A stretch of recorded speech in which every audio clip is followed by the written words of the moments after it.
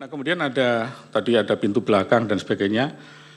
Saya sebagai orang komputer, saya tuh kalau tidak lihat barangnya, tidak pegang, saya tidak bisa mengatakan ada atau tidak. Karena kalau kita mau melihat ada backdoor atau tidak, itu softwarenya harus ada di depan saya dan saya buka. Kalau saya hanya membayangkan saja, itu namanya mengarang bebas itu.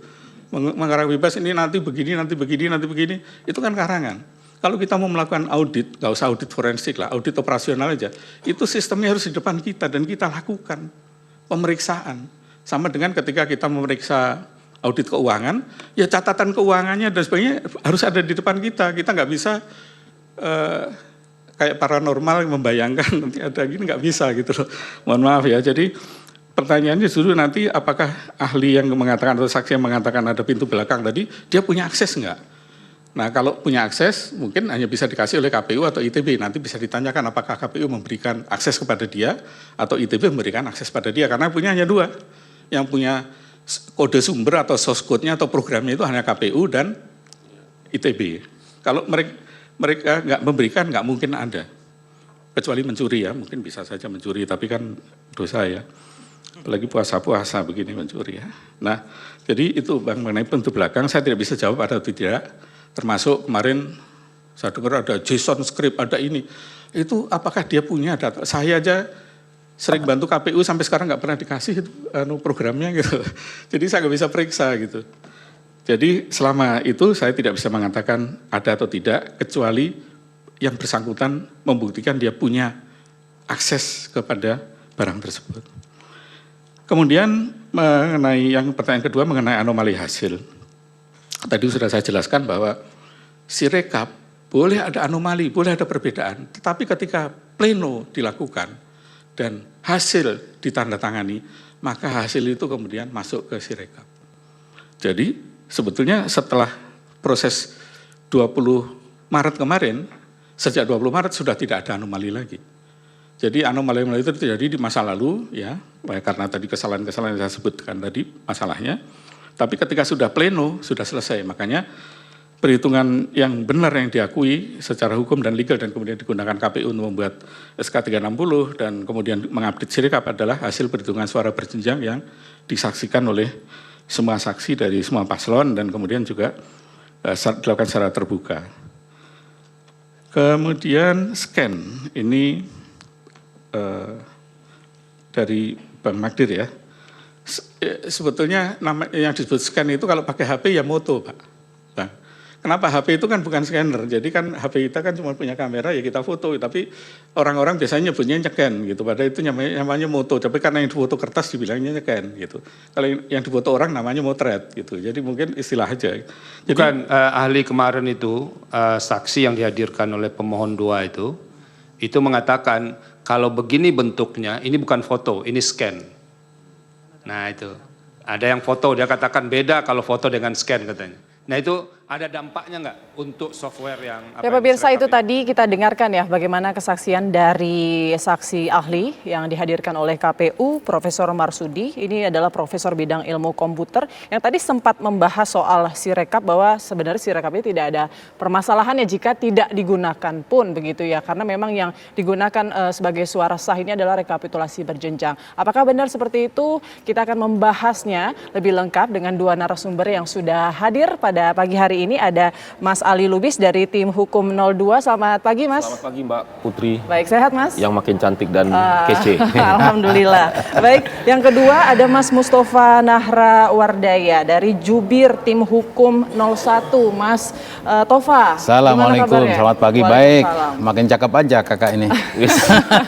Ini bukan pantun ya Kak? Oke, saya mau langsung nih nanyain soal yang tadi disampaikan oleh Prof. Marsudi. Ini yang dipermasalahkan 01 sama lah dengan 03, Sirekap. Padahal sebenarnya Sirekap ini kan sebetulnya bukan alat utama untuk penentuan hasil rekapitulasi pemilu. Saya kebetulan 2019 itu di relawan IT di Prabowo juga. Dulu juga 02 juga kalau nggak salah ya. Jadi saya menguasai betul untuk tema ini. Sirekap itu memang tujuannya hanya untuk instrumen membantu ya. Jadi bukan utama tetapi efek dari adanya Sirekap itu besar sekali. Bahkan saya rasa ini ada sesuatu yang sampai sekarang saya belum nemu ya. Karena dari sejak pada hari pertama coblosan pukul 6 sore, ketika 5% suara masuk, itu dalam rekapitulasi Sirekap itu antara 1, 2, dan 3 itu sudah terformat angka depannya. Jadi paslon 1 itu angka depannya 2, lalu nomor 2 itu 5, lalu nomor 3 itu 1. Koma berapa itu nanti berubah di seiring dengan waktu. Tapi 251 itu sudah ada. Artinya sejak suara 5% ketika suara masuk ke Sirekap itu ke KPU itu sudah terformat seperti itu. Yang pertama. Jadi memang ini ada kejanggalan. Ini kemarin disampaikan oleh saksi ID kami. Ya. Kemudian yang kedua, saya kebetulan juga nyalek. Teman-teman nyalek yang legislasi ini luar biasa kagetnya. Kenapa? Pada saat itu suara kita tiba-tiba menjadi 500.000 di Jakarta Selatan ya. Karena saya di Jakarta Selatan, DKI 2. Saya kaget juga, saya nggak seaktif Mas Ali Lubis katakanlah. Kok suara saya 500.000 lebih gitu. Padahal di situ satu kursi nggak sampai 150.000 kan. Jadi saya bertanya, apakah hanya saya saja atau semua dapil atau semua caleg atau tidak, atau hanya terfokus di DKI 2. Ternyata ketika kita rapat di kantor, semua mengalami itu. Artinya ada lonjakan suara yang tidak wajar. Dan ternyata ketika mendekati pleno, itu tinggal 750 suara dari 500 tadi. Saya tidak bilang itu hilang, tetapi itu error di Sirekapnya. Artinya membuat masyarakat atau ya katakanlah calon legislatif itu bertanya-tanya kok bisa kempes segitu banyak. Itu saya terangkan karena sebagian itu protes ya, mereka akan ke KPU pusat minta tolong untuk diurus, kenapa ada suara saya tiba-tiba ada 70.000 sekarang tinggal 40 suara ya. Di Sirekapnya itu loh, kan itu kita bisa masuk kan, kita bisa mengakses ke situ waktu belum di stop itu. Jadi kita bisa mengakses, melihat siapapun di situ. Artinya saya melihat caleg lain bisa, melihat termasuk capres juga bisa kita lihat. Nah disitulah terformat untuk yang pilpresnya itu terformat antara paslon 1, 2, dan 3 sudah itu nggak pernah berubah depannya 2, 5, 1, koma berapa. Tapi yang caleg ini luar biasa, ada yang melonjak, ada yang turun, tahu-tahu suaranya cuma tinggal 3 digit. Kita tangkap ya, ini katanya ada dugaan terformat Bang, sudah disetting begitu ya dari angka 2, 5, 1, gimana tanggapannya? Nah, kalau soal terformat saya juga nggak ngerti ya, ini Bang Nara ini dapat ilmu dari mana bisa melihat itu terformat gitu ya, itu satu. Nah kalau soal Sirekap, memang kan statement pihak KPU juga jelas ya, itu kan dalam pada saat error itu kan dalam proses perbaikan dan akan disempurnakan dan lain sebagainya. Jadi saya melihat kalau soal Sirekap ini kan sejak awal tadi ahli IT juga udah bilang yang hari ini dihadirkan di MK, itu kan prosesnya scan. Yang di scan itu adalah hasil plano. Di mana dalam hasil plano itu kan pakai tulisan tangan. Yang mana tulisan tangan ini tidak semua orang sama. Angkanya beda-beda. Sementara scan itu kan ada AI ya, ada aplikasi itu yang mana dia ngebaca. Misalnya 2 itu kan ada yang kayak angka 8 gitu loh, kota. Ada yang misalnya 1 ada yang pakai begini-begini. Nah, ini gini kan yang maksud saya tadi itu adalah bisa saja ini kan human errornya itu dari tulisan itu. Jadi bukan aplikasi yang bermasalah, tapi kadang dari proses tulisan itu ketika dia di-scan itu menjadi bermasalah. Sehingga kayak tadi kata Bang Nara, angkanya bisa berubah-ubah itu pada saat di-scan itu tidak sama, jadi terbacanya beda. Misalnya yang tadi yang kedua misalnya terbaca 8 misalnya. Nah, sehingga yang hal-hal seperti inilah yang dianggap teman-teman itu ada apa gitu kan, menjadi curiga. Padahal sebagaimana acuan kita bersama, hasil pemilu itu kan berdasarkan hasil penghitungan suara berjenjang tadi. Dan itu sudah disaksikan oleh para saksi teman-teman paslon di tingkat baik itu di TPS, di kecamatan, di kota, kabupaten, dan provinsi, Mbak.